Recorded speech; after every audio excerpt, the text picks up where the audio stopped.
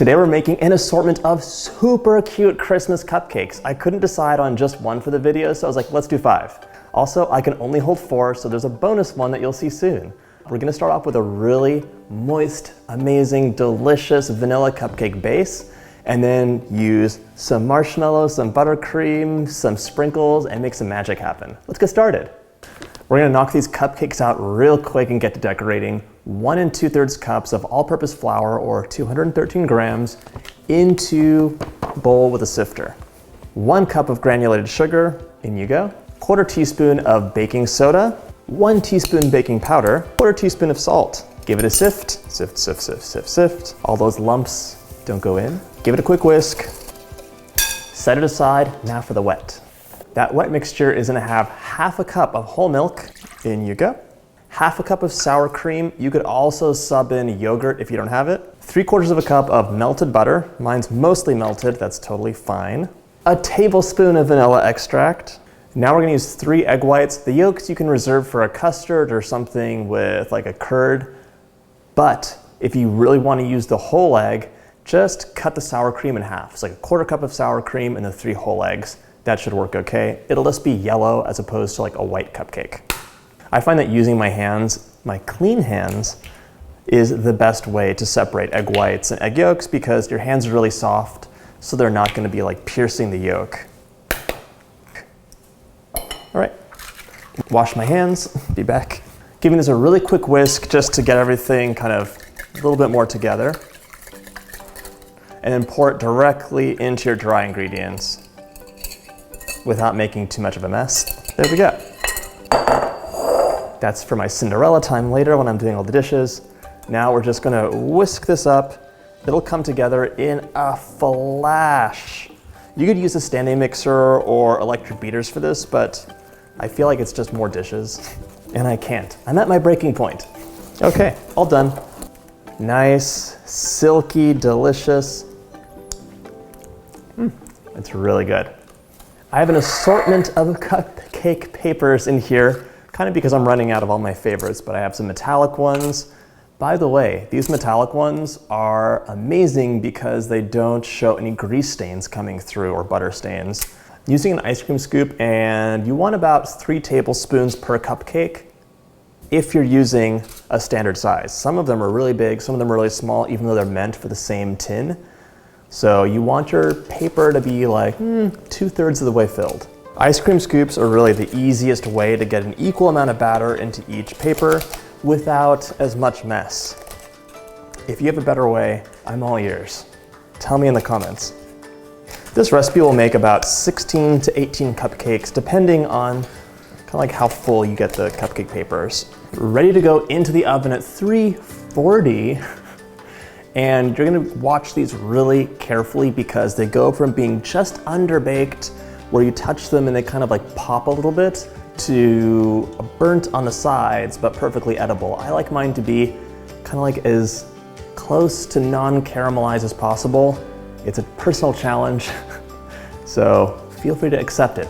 If you wanted to, by the way, you could have added in the zest of an orange or the zest of a lemon just into the batter, and it would be amazing. I think orange is kind of a holiday flavor too, so it could have been orange, a little bit of orange liqueur or orange blossom water, and it would change these cupcakes completely. All right, into the oven. I'm only gonna make 12 cupcakes today, but I am gonna be making a personal little snack cake for myself. This will be my lunch, after I eat that salad, of course. I have like a little, I think a 3-inch pan. It came with a set for a tiered cake, which I never make, but it's perfect for a snack cake. It's like a mega cupcake sized. I just buttered and floured it. I'm not gonna put cake strips on it, it'll dome, but that's okay, because it's a secret cake just for me to bake. In you go, this will bake for a little bit longer. I'm adding in the last bit of my pound of unsalted butter at room temperature into a standing mixer fitted with the paddle attachment. In you go. We're just gonna cream it up a little bit so it kind of, spreads evenly, is nice and loose. There we go.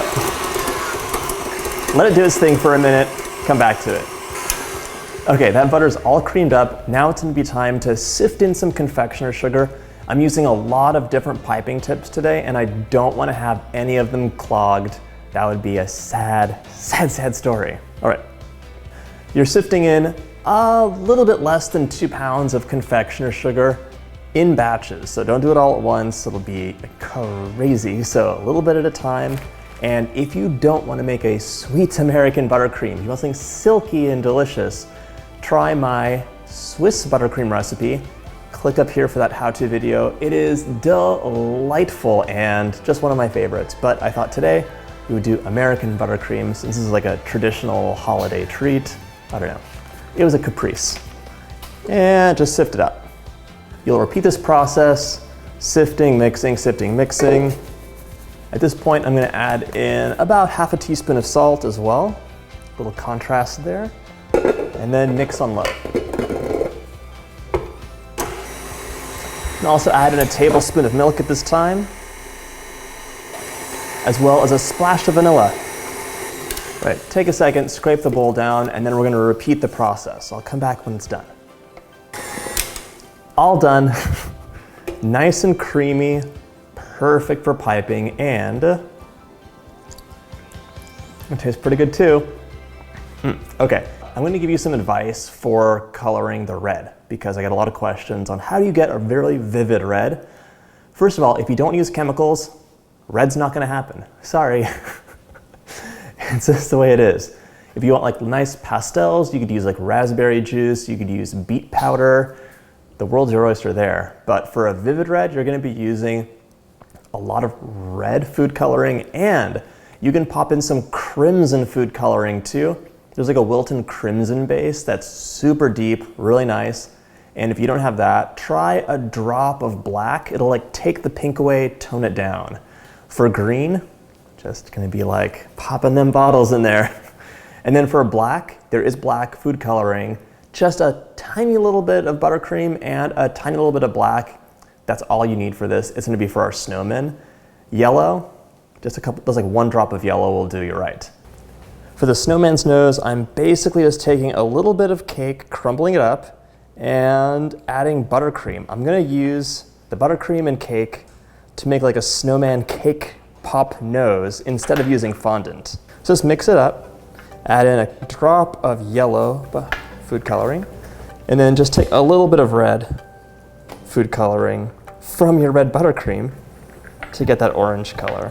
Nice and orangey. This is basically a little cake pop, and you can just mold it with your fingers, just a tiny little cone for a carrot, and that'll stick onto your marshmallow. And to get it to stick onto the marshmallow, pick a little piece off where you're going to attach it because you want to remove that powdery top. Cool, no fondant for us. It's actually tasting good too. All right, I have my cooled cupcake. First off, we're gonna do the wreath.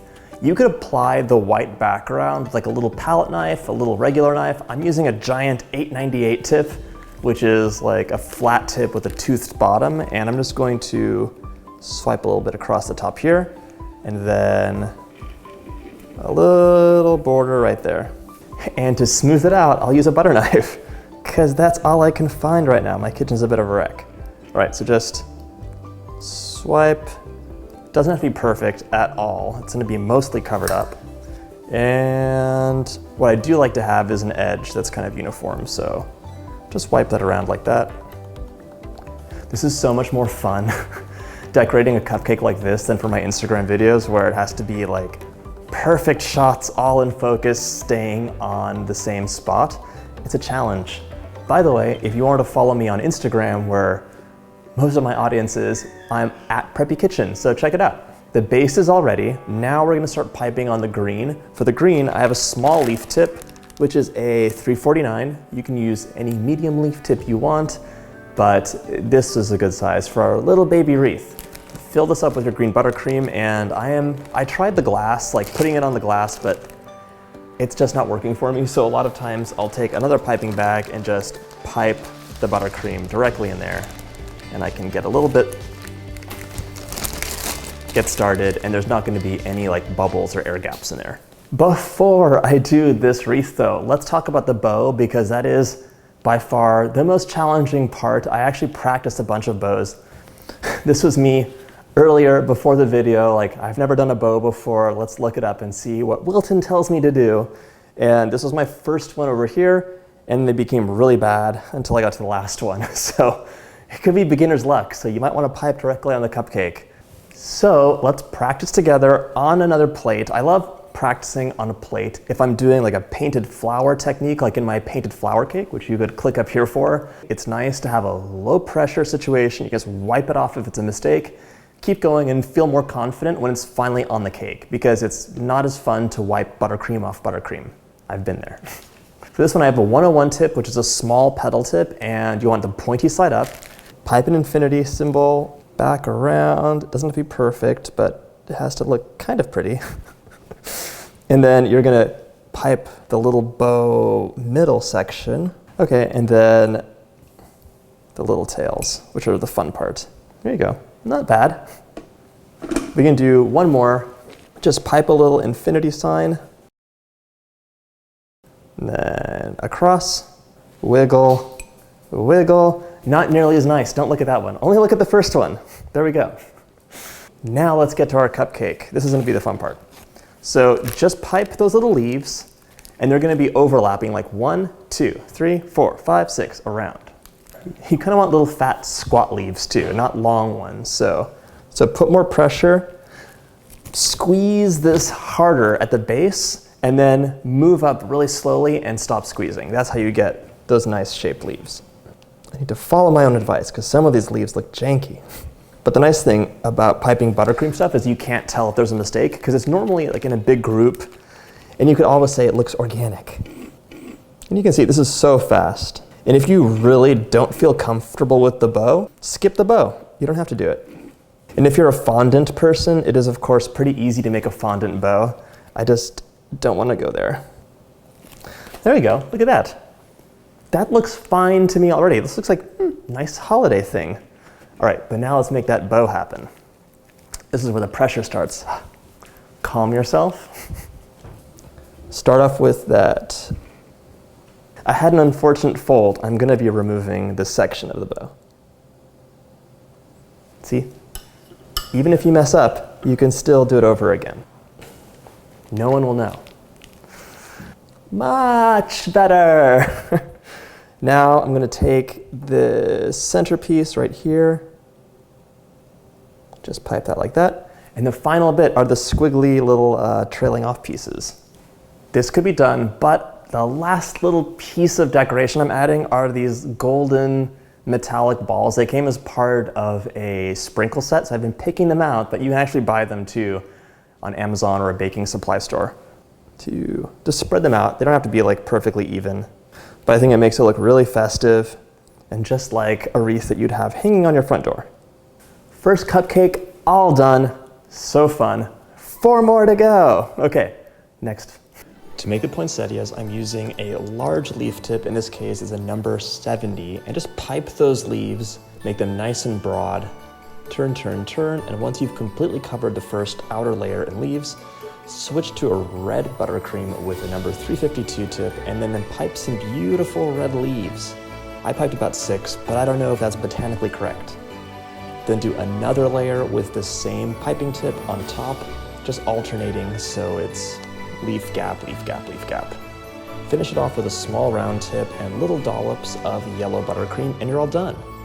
To pipe that Santa hat, use a large round tip. I'm using an 809 and just swirl a conical dollop, then top it off with a little dollop of white buttercream. In this case, I'm using a 199 tip, but you can use any star tip for that. And then just make little waves along the brim for that fluffy little bottom part of the Santa hat. You could do dollops, you could do waves, whatever you want. And if you don't have that star tip, just use a piping bag with the tip snipped off, and you could even finish it off with a little bit of white sanding sugar for some sparkle.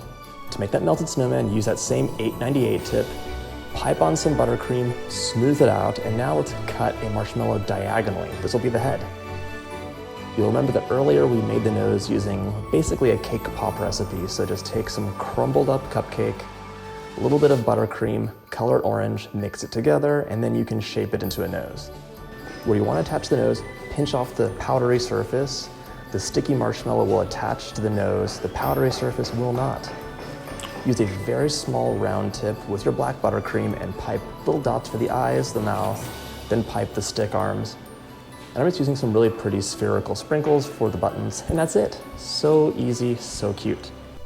For the Christmas tree cupcakes, we're using that 898 tip again. Smooth it out.